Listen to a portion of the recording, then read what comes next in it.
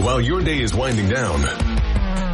They're just getting started. This is South Coast Tonight with Chris McCarthy and Marcus Farrow. They've got you covered on all the news of the day, from local issues to politics on both sides of the aisle. This is the place where the movers and shakers come to be heard, to listen, and where they're held accountable. This is South Coast Tonight on WBSM.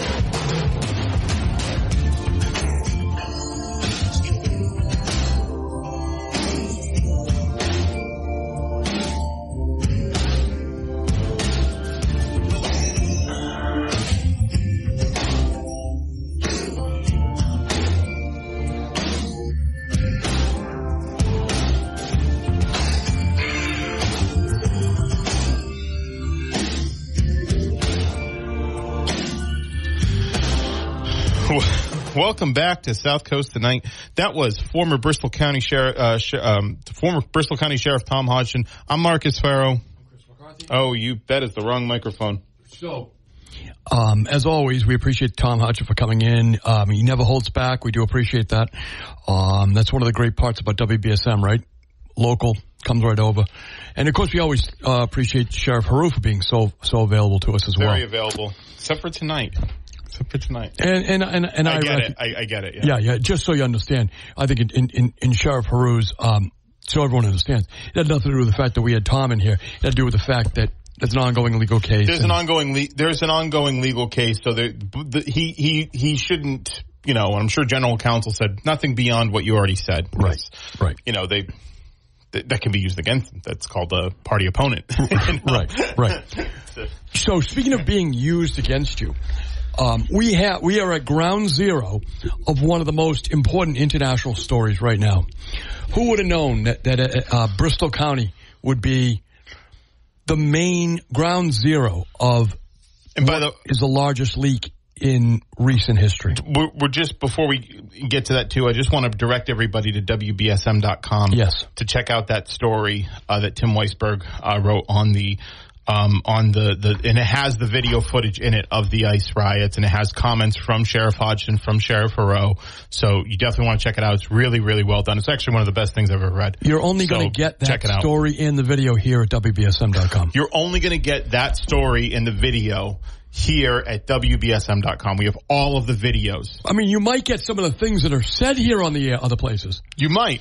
You might find that you're reading another publication. You go, hey, I heard that on WBSM. How come it doesn't say it here in the comment? Well, anyway, that's just beside the point. WBSM.com is where it's originally going to appear, or you're going to hear it. So, 508-996-0500 is how you can join us, or you can take your messages on the WBSM app. So Marcus, we have a lot of prior service people out there. We have a lot of people who over the years have had security clearances. We have a lot of people who served in the National Guard, including myself, who I think today feel absolutely ashamed of what this airman did. The kid from Dighton, I call him a kid because he acted like a kid. He's not a kid. He's an adult. 21. He's an airman. He's 21 years. As I said to you, Marcus, there's a lot of people 21 years and younger who appear in the national security chain. I did. Anyone who's been in the military, you generally go in between the ages of 18 and 21. You immediately go to a first assignment. You're expected to perform like an American soldier, like an American fighting man or woman. And what this gentleman did is absolutely outrageous. It is confusing to me, Marcus, because it had no purpose. Yeah. It is very immature, dangerous thing. Because I talked a little bit about this last night because we talked about Daniel Ellsberg, who leaked the Pentagon Papers. He worked for the Rand Corporation at the time, and that was the purpose of that was to show what the government was really doing in Vietnam. And then Edward Snowden was talking about how the government was collecting metadata on you. Right. And this is just like, hey, isn't this vandalism? Yeah, it is. It's vandalism. It's vandalism. It is spray painting your name and a dirty word on a water tank. Unfortunately, it also cost us maybe trillions of dollars. It is jeopardizing international relationships. This young man is going to face some horrific punishment, rightfully so. It's hard. I mean, I'm going to be very honest here. I look at the guy. I look at that picture. He looks really young, really immature. And I feel terrible for his family. I understand his mother's husband, so I guess it'd be his stepfather, is a retired Air Force Master Sergeant. I think he comes from a military line. He has ruined people's careers. Governor Healy is going to have to replace the Adjutant General of the National Guard. That is a man who's a general. He's a major general, 2 stars. He's going to lose his career. The brigadier general below him is going to lose their career. His commanding officer, a captain, maybe the brigade commander, they're going to lose their commands. People are going to ask his colleagues around him. They're going to be interrogated by the FBI. There are going to be questions asked. What did you see about this man? And inevitably, some of them are going to say they saw something and didn't say something. Right. Whether that was that they thought he was immature. But my question, Marcus, and I do believe this, he probably, based on his, the image I'm getting of him, he was placed in a position of responsibility he should not have been in. You don't place yourself in that position. Right. Your commander does. Yeah. So you had a very immature soldier in a position of responsibility. I wonder if, Marcus, the facts came down, and we talked about this off the air. Here was a kid. He's a man. I shouldn't call him a kid, but a young man who had an IT set of skills. Yeah. Which are in demand. Yeah, it's very valuable. And in fact, actually, people who work in IT and in cybersecurity and all that, they're actually at the peak of their mental power. They're at the peak of their abilities in their 20s. And their earning ability. Yeah. So was it the fact that they needed someone for that job and they stuck him in there because everybody else is in the private sector? Right. So this young man was available, works cheap. He's an E3. And they put him in there and said to him, and they gave him the security clearance because while it would have gotten to the Pentagon level, the Pentagon didn't initiate that move. Right. That was the Massachusetts National Guard. Yeah. The Massachusetts National Guard, under Charlie Baker, initiated this movement. They put this young man into this position, which obviously was a mistake. They never monitored him. They never went back. Based on what you're hearing about the guy, someone should have raised a red flag. Yeah. Someone should have said, I think that Skippy here is above his rank. He shouldn't be here. But yeah, and it's kind of unfortunate because I was reading Lisa Kaczynski's playbook this morning, Politico, right. And she had reached out to Seth Moulton, who went to Harvard, was a Marine, right? And they asked him a couple of things. One is does this damage the credibility of the Massachusetts National Guard? He said, yeah. Of course it does. And it's unfortunate. The other is, should this person be made an example of? And he said, yes, absolutely. And we talked about it. It's not actually very often that they're able to get one of these guys. Explain that, Marcus. Well, because Daniel Ellsberg, who leaked the Pentagon Papers, who worked for the RAND Corporation, which was a contractor with the federal government, he got off on basically some type of technicality, right? The case was dismissed in court by, I think maybe a violation of the Fourth Amendment, something of that nature. And Edward Snowden. He also had excellent legal representation. Yeah. Who was it?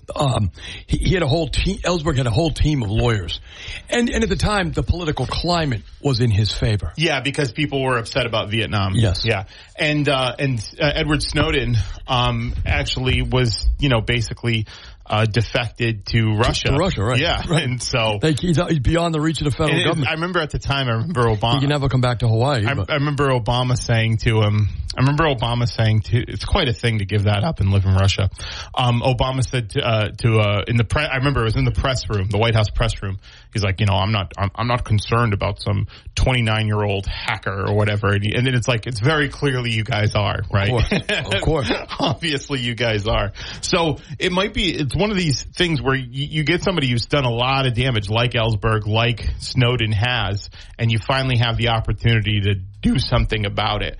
And so I think they're going to take it and make them an example. Yeah. So I would say this, Marcus, that this young man is extraordinarily lucky that the federal government tracked him down before the Russians or the Chinese tracked him down and compromised him, because what he was doing was extraordinarily reckless.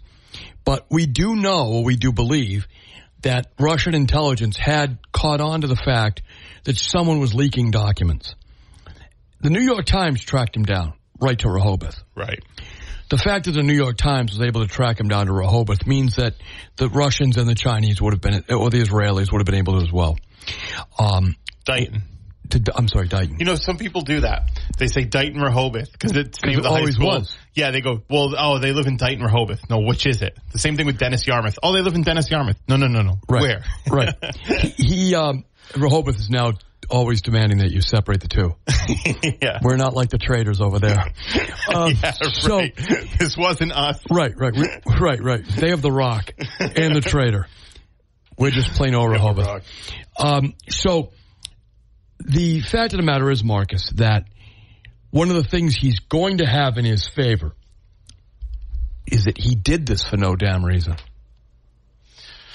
Yeah. He wasn't more than just trying to show off. Yeah, it wasn't politically motivated. There wasn't a purpose of undermining the government. He just wanted to look cool on a Discord server. In front of high school kids. Yeah. Right. So I know there are some people out there who are opposed to the Ukrainian policy, who are trying to make this kid into a cause celeb and saying he just wanted to expose what's going on and the lies of the government. I don't see it. Yeah. I think that it's just what they said. He wanted to be a big shot, and that's a maturity level issue. I feel that he had no idea what he was doing. Again, immaturity. Marcus, to give you an idea, he took the documents, printed them there. Yeah. That is a security breakdown on the Massachusetts National Guard. That's why I keep saying people are going to be in big trouble at the command level. By the way, we see your calls on the line. We'll get to them in a minute. When the printer was printing Joint Chiefs of Staff briefings, yeah, that should have raised an alarm. Right. Today, if a police officer, I know you heard Howie Carr talking about it, if a police officer runs a license plate, there's a footprint, there's a fingerprint. Of course. Most corporations, I'm sure every one of you out there who's worked on, I have, if you use the copier, you put your code in, it knows all the documents you copied. Right. If you print, your printer has a fingerprint. It knows what you printed. Yeah. How was this young man able to print top secret documents and walk out of the building? 508-996-0500. Good evening. Hello. Yes, hi. Hey. I find everything you're saying is 100% correct, in my opinion. Thank you. However, I would also agree that an important part of this story, as it unfolds, is that even though he did all these things wrong, he shouldn't have done it. He should have used more conscientious. Pressing people in the chat room, etc. For a period, I guess they've been surveilling him more than 6 weeks, almost 2 months. So they were wise to what was going on. New York Times was involved in it. Everybody was watching this kid. But the saddest thing is that even when he did the bad things he did, it was a 17-year-old male who was probably not even military connected who actually released the stuff. Right. Mm-hmm. Okay? So it's like, what did you do to me? Kind of thing. Right. Because this was a chat room. We're supposed to stay in the chat room. It's understood sometimes. And so now he's the one out there, and he's going to get the slings and arrows, and there's no way you're going to stop it. Sensation, you're going to get the wild left, you're going to get the wicked, stupid conservative right, and then somewhere in the middle, as the years go on, you come to, like Edward Snowden, you come to some kind of understanding. but no pardon. There'd be no pardon, I guess.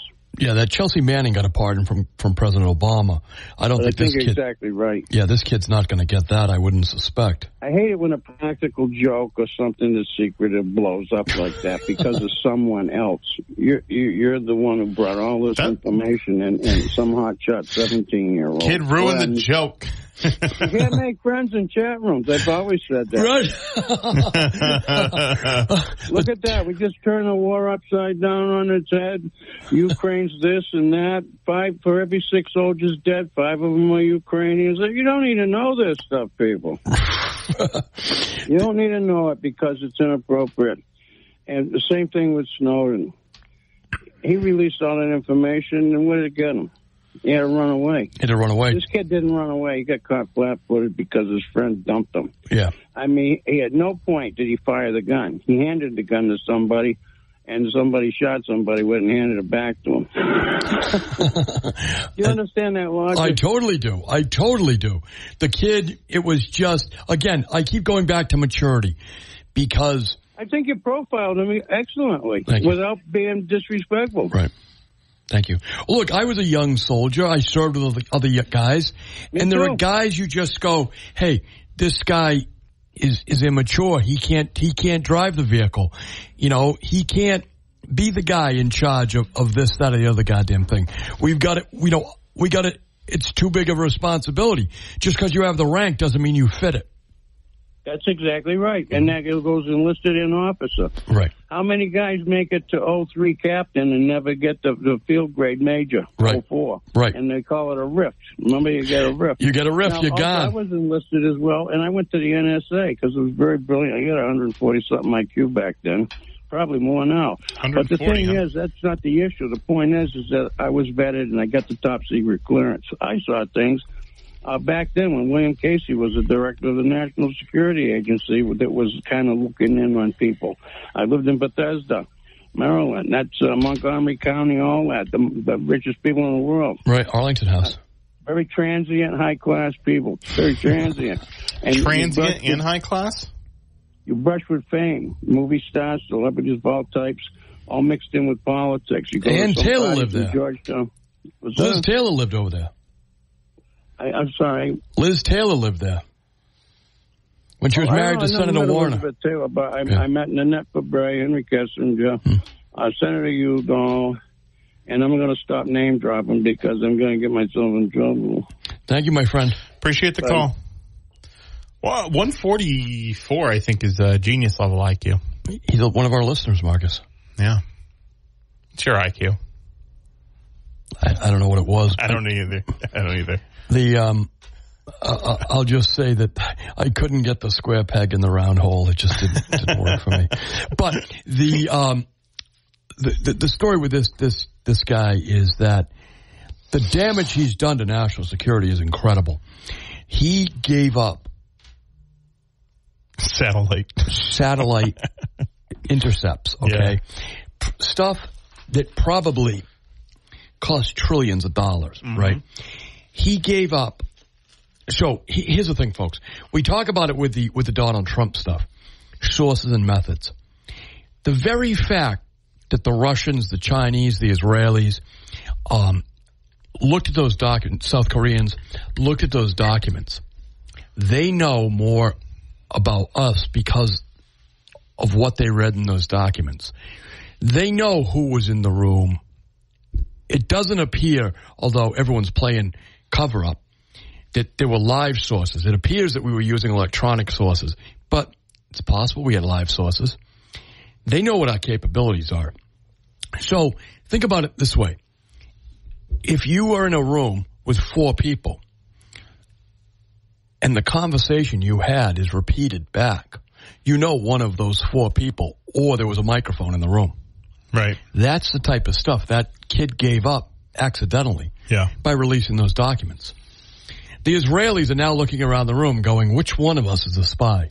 Yeah, right. The Russians are doing the same thing. People die because of that. Yeah.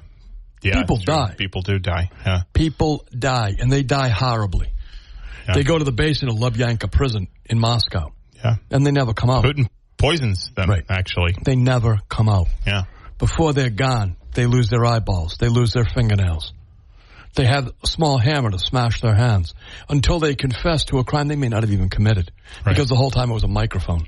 Right. But they're not sure.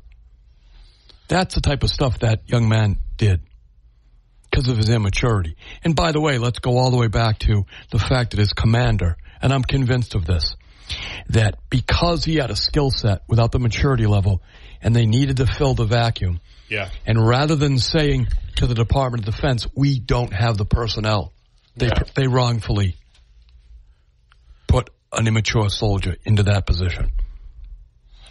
508-996-0500. We got to take a break. We'll be right back.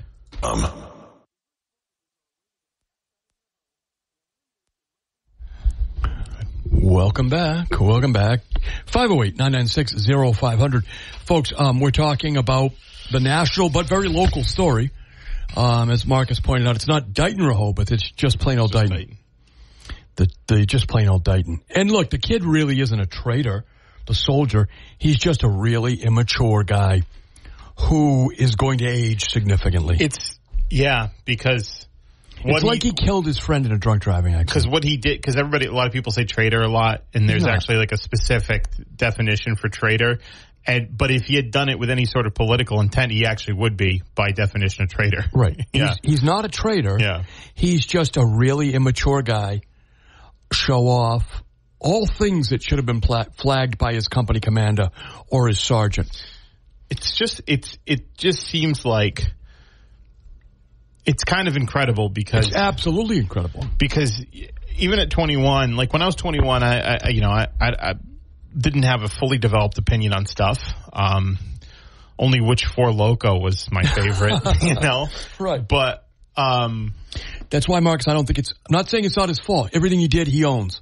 Yeah, but it's his commander's fault. Yeah, exactly. So, but to not have the good sense to say, "Wow, this is actually some priority stuff," and I shouldn't. That feels like an opinion a 21-year-old should be able to have developed at that point and say, "This, I shouldn't do this." This is top secret stuff. Because I imagine they might have told him that at least. He signed it. So here's what happens with that security clearance. Because you were in the National Guard. I was in the Guard. And I never handled information like that. I never did. What do you know? Tell us. Yeah, right. Everything I know is obsolete now. But I just know that you as I was explaining to you off the air, and it'll remain off the air. Everybody who's been a soldier or an airman, a Navy man, knows something that's crucial, or they know a piece of something that's really interesting. That's really. But you're mature enough to know that, first of all, nobody's going to be that impressed by it. Right? And that the fact that you know it should be understood. By the fact that you're in the military means you know something, and that you ought to impress people with your silence, not with what you know. 508-996-0500.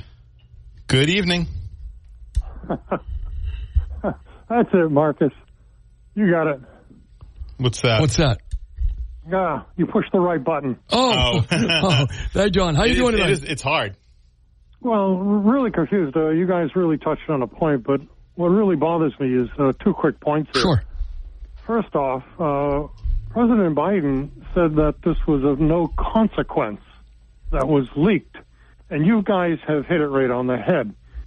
A single word can take and complete the intel gathering to understand how important information is. Right, yes.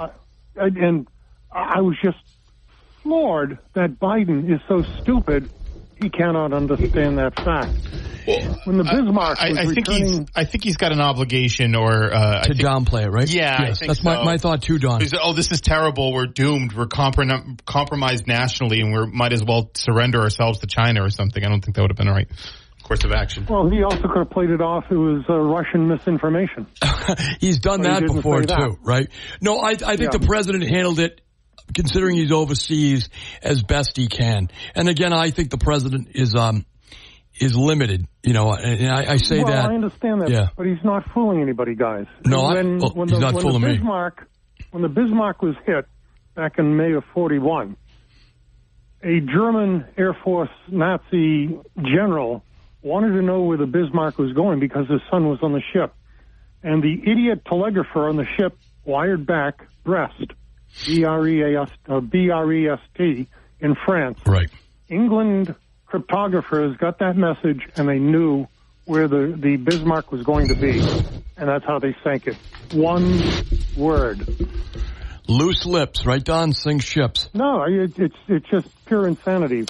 But I used to be a senior instructor in military intelligence up at Fort Devens. And believe it or not, when I was 21, guys, I believe it. I had people fly up from the White House to ask me to work on the presidential communication team. No kidding. Yeah, I would have been working right out of the White House. And I asked them, I says, will I get an increase in pay? And they go, no. Will I get an increase in grade? No. Well, where will I be staying? Well, there might be some Marine housing over on the Marine base. And basically, I would have been on call 24/7. And I said, guys, that's not an improvement. I'm the big fish here, right? Senior instructor at Fort Devens, and you'd make me the little fish at the White House. So I turned it down. But no, I mean, Don, let me ask you this question: given the fact that IT specialists, which is what this young man was, right. Are in raw demand here in this market, right? That if you have those skills, you can go to the private sector. You're walking through the door making $80,000 to $100,000, no problem. This kid was an E3 in the Air Force.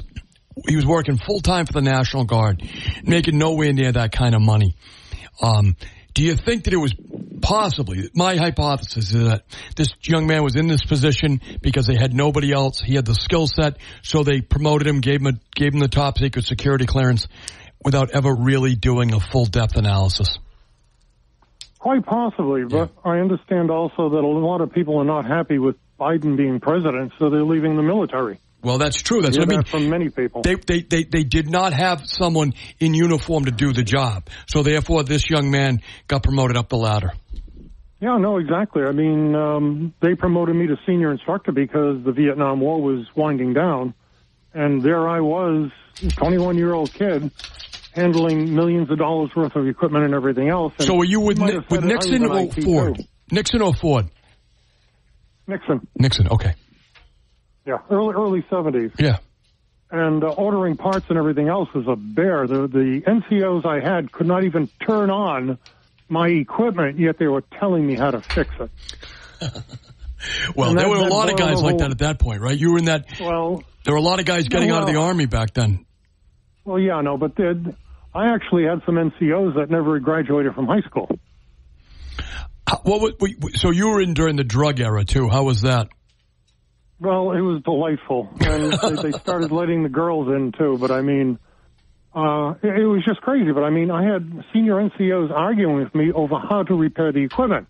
They're holding up the field manual, and they're saying, Don, you're only supposed to use one fuse a year. And I says, that's if we're a field station. We're the United States Army Training Center and School. We are not a field station. They could not understand it. I had to bring the major down, who corrected them, but then every day after that was just pure hell. I had a drill sergeant. I got the hell out. I had a drill sergeant whose dad had been a first sergeant during the Vietnam War era, and he said that his dad sometimes told him that there was some barracks in the Army that first sergeants wouldn't even go in because the guys would be doing cocaine right in the barracks, and they would, they'd throw chairs at the first sergeants, and so, they had to clean the whole Army up. It was just bad in the 70s. Well, yeah, it really broke down after a while. They bought us a desk for our barracks room, and of course, I was an E5, and my salary before taxes was almost $15 a day. For 24 hours. $15 a day, wow. Yeah. And they took out taxes. But Don, to that point, it's probably, add for inflation and everything else, that kid probably wasn't doing much better than that.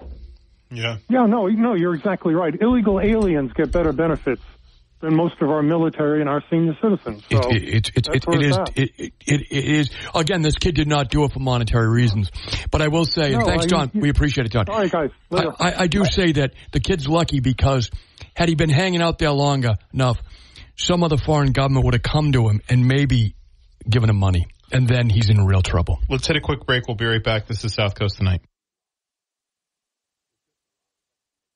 Listen to us live anywhere in the world on the WBSM. Meals from those years are hard to forget. It was all white bread and whole milk, hamburger casseroles and quiche Lorraines, all with a side of cigarettes. We ate salads as desserts. We knew a party was classy if it had a cheese log, and we never missed an after-dinner smoke. It didn't matter if we were in our dining rooms, a burger joint, or the ritziest of restaurants.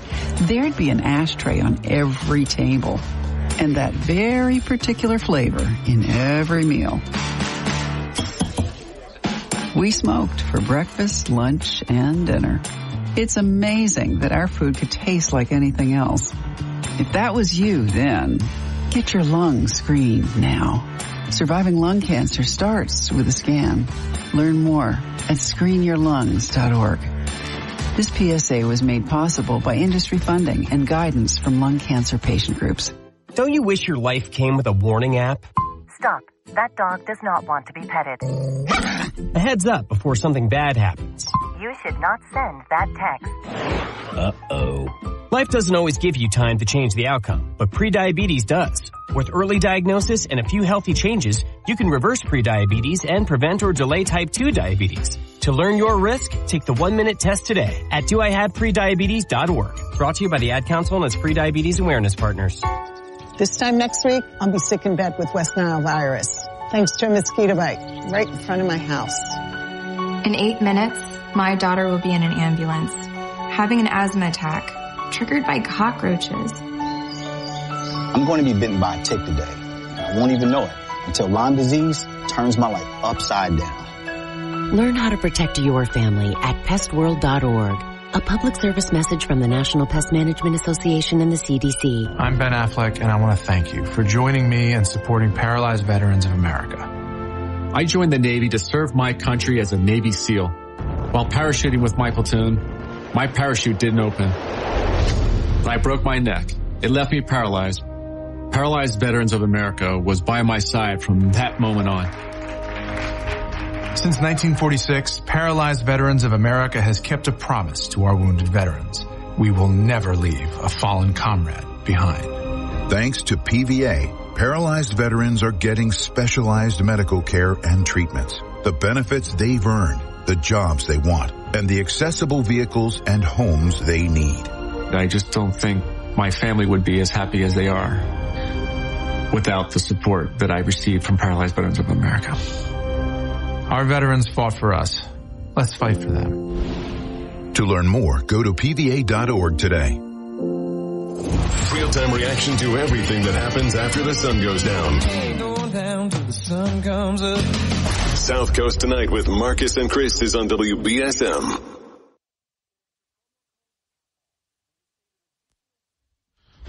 Those were the days, as Archie Bunker used to say. Yes, those was the days. So, Marcus, just so for those non-prior service, you keep saying E3. Yeah. So if you have E3 is actually the name of a gaming convention too. So when you say E3, when you're talking about this kid, I think it for people like me, which is mostly not this audience, might elicit some confusion. So when you come into the military, you're an E0 or an E1. E1 is a private. Then you start climbing the ranks. An E3 is a private first class. E4 is a specialist or a corporal. E5 is a sergeant. E5 that's when you become a non-commissioned officer. E5. An O1 is a lieutenant. Okay. So, it's pretty basic stuff. But this kid, young man, was an E3. To give you an example, if you're an Eagle Scout, right, and then you enlist in the Army, you'll be an E3. Mm-hmm. If you have an associate's degree and you enlist in the Army, they'll make you an E3. Okay. So, beyond E3, you have to have some special schooling or some more time in grade. But you can be an E3 on the day you enlist. Okay. If you have some school or some special skill set, like for instance, you're an Eagle Scout. Right. That'll make you automatically an E3 because you come with some leadership and some experience, some military skills. Or if you have, say, an associate's degree, they'll make you an E3. So this was a very, very brand new soldier. Yeah. But that being said, Marcus, when you go through basic training, then he went to his school, then he had gone to his duty station. He's a soldier. Right. He's an airman. He's taken his oath. He's taken it twice, quite frankly. You take it the day you enlist and the day you leave to go to basic training. You take 2 oaths. It's the same oath, but you've done it twice. While you're in basic training, they drill everything in you. And again, he was not a conscript. You assume he had a level of pride. Conscript, by the way, means that he didn't get drafted. Basically, right. No one made him go to the. No one made him.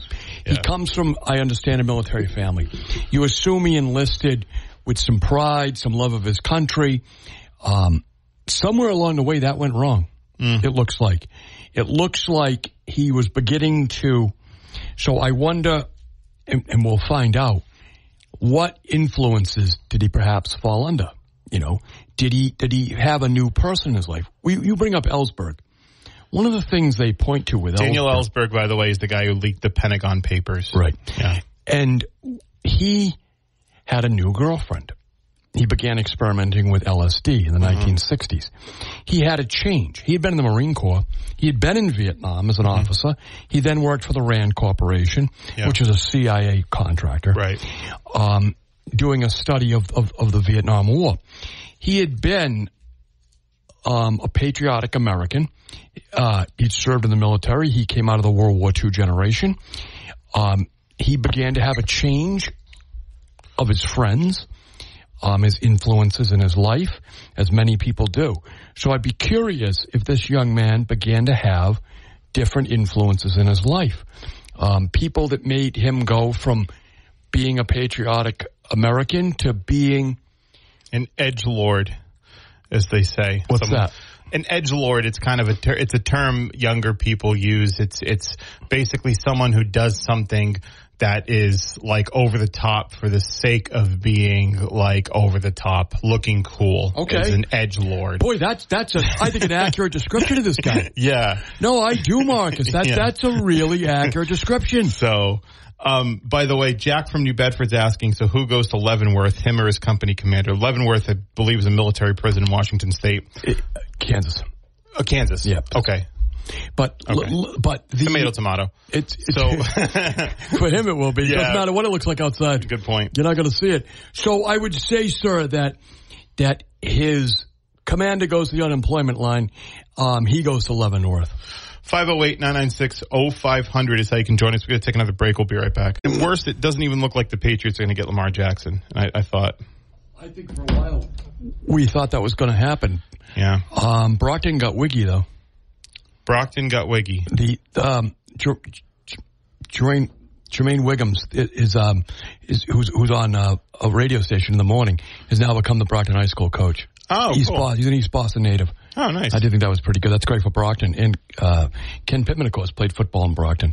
So, yeah. So, Marcus, if you were the lawyer on this case, I know you didn't practice in the federal court, but nonetheless, what are you telling your client other than shut up? Yeah, I mean, it's well outside of my purview, right? One of the things is, of course, shut up. Never talk to the police if you think you're in trouble. It's never going to help you. Right. but they're not your buddy. Right. But I don't know. In certain, you mean just when you have a client, when you have a case, even if it's a high profile case, you've got to look at everything and you've got to come to a decision whether or not this is something that's worth trying, right? Or something that you have to basically talk your client into a situation and say, hey, listen, this isn't great, but this is the best situation for you. And that's really what this, I mean, in this particular situation, you got to figure it's likely that, given how public everything is, it's likely that they probably have enough evidence to go forward with something, right? To get a conviction on something. And if they can get a conviction on something, then they have all of the leverage in the situation. So you've always got to put your client in the best possible situation to make things less crappy in a situation like this. Sometimes there really is no way out. And this might be one of those situations. Again, I'm not entirely sure, but it seems like it. The thing that I know from reading a lot about these types of cases, where it's more treason. So let's separate that for a second, because the kid is not has not committed treason. He's really dumb, but is the debrief. Mm-hmm. So if you will tell the government what you really did, so it allows them to do an accurate damage assessment. Yeah. You can sometimes mitigate what your sentence is going to be. Yeah. Oftentimes they have the death penalty on the table. They had it with Hansen. They had it with, who was an FBI agent who spied for the Russians. They had it with Anamontes, who was a defense intelligence agent who spied for the Cubans. The death penalty was on the board.